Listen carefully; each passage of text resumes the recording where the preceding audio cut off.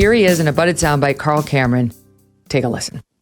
Tucker has been screaming fire in a crowded movie house for years. If you disturb the peace by starting a riot in a movie theater, cops are going to arrest you and you might end up in jail, or you might end up in something worse. The president has to be more forceful, and sooner or later, the law enforcement and the U.S. government is going to have to stop the lying because it's causing people's deaths. It's time to actually start doing things and maybe taking some names and putting people in jail. What? I can't believe it. Like, I can't believe he's gone that far over to the lunacy side. The police are going to have to start arresting people because of the lies they tell? What? Who wants to take it? The president of the United States has to take charge of the lying. We're going to do something as president to make the lying stop, and that's going to result in people going to jail. Also, I really hate Trump because he's an authoritarian. Yeah, right. And of course, Jim Acosta follows that up by saying, Carl, that's absolutely right. I couldn't agree more. And I was like, wait a second. These are two people pretending to be journalists saying that another journalist who they don't like, who is lying, and of course we have to discover who's going to determine what's a lie, should be going to jail for saying things on TV that are unrelated to a tragedy that happened a week and a half ago. Yeah. I mean, I don't know what world we're living in, but it's absolutely terrifying. And at some point, I wonder if anyone will ever get the memo that the whole fire in a crowded theater thing yes. Isn't true. It's not. And it's not true. He changed it there. Usually it's used to make a free speech point, to say you're not allowed to say that in a crowded theater. And by the way, go ahead and look at the history. If you just Google this online, you'll see you are allowed to say that. Sorry, you are. But it was he changed it to disturbing the peace. He found another crime to attach to it. So Tucker's disturbing the peace on his cable news show, and whoever writes bad stuff online, they're disturbing the peace. That's the new crime. But in a sense, he is actually using it in the first time in a long time in the correct way, because what people don't often understand, and I've sort of been beating the drum about this for many, many years, that was actually invoked in the arrest of someone selling anti-war newspapers. I think it was in Yiddish during this First World War, saying we should not join the First World War. It is a fool's errand. The person was arrested and then accused of yelling fire in a crowded theater. So the origination of that is actually trampling on free speech.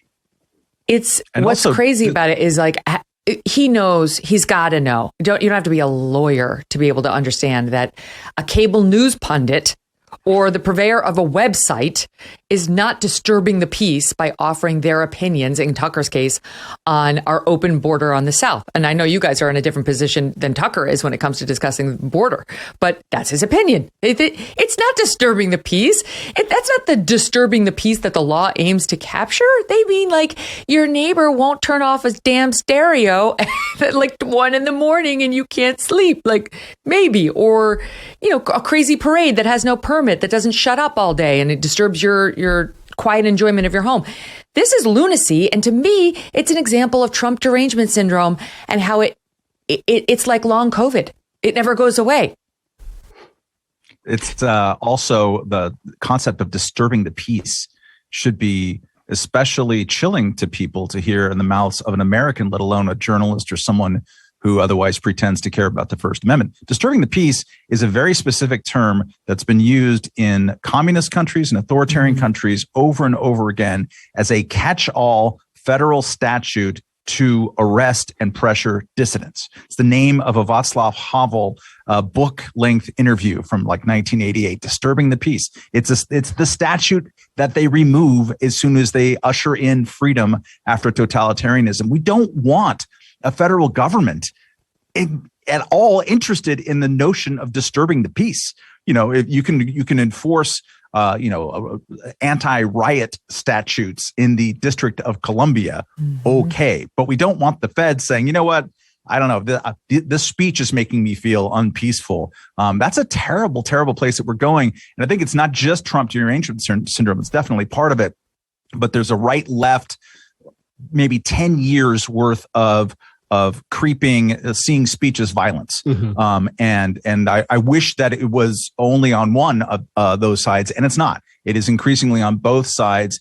And it's a terrible place that we're going right now. Speech that I deem unacceptable is not just not okay for someone to say. It ought to be illegal. It ought to be prohibited. It is actively dangerous. And we no longer believe in this principle of free speech in so much as it allows those other bad people to get away with saying what they like. There's a very real sense in which we're talking about criminalizing political opposition. Like that is what is being flirted with. And it's really important to name it in that particular way. And it is entirely possible to be in a position to, if you believe that this is appropriate, criticize Tucker Carlson, perhaps even criticize Fox News broadly without crossing that threshold and putting yourself in the position where you're suggesting that the federal government, the president of the United States in particular, ought to be able to use some arbitrary standard to incarcerate people who say the wrong kinds of things in public. It's obscene, and it is a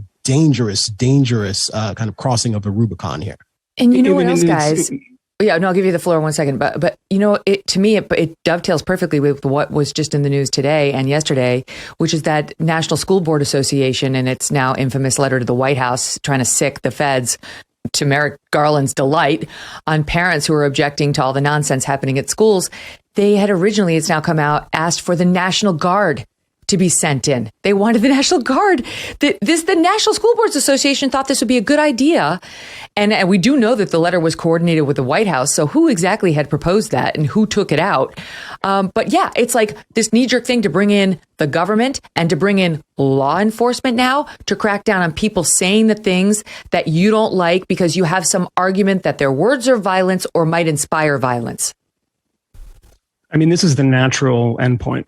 And this is what we get for not fighting back against this stuff. And I should say that the Fifth Column has been fighting back against this stuff for about 6 years now. But it is a natural endpoint of classifying this as violence. It was done for a very specific reason, right? I mean, if you say that my opponent's speech is so noxious and so odious, and I hate it so much that these people must go to jail, everyone on earth will turn on you and say, this is kind of Solzhenitsyn territory. This is authoritarianism. This is fascism. This is communism. But if you reframe it and you say that people are being hurt, nobody likes violence. People are opposed to violence. So how do we stop this violence? We have to stop the speech, which itself is violence and then provokes violence. And then all of a sudden you notice that on MSNBC and on CNN, when you have Carl Cameron saying something that, excuse my language, is completely batshit. I mean, this is beyond anything I've heard a serious journalist say on the air multiple times. I mean, it's important that you put that up twice to say that this wasn't a slip of the tongue. It happened and doubled down.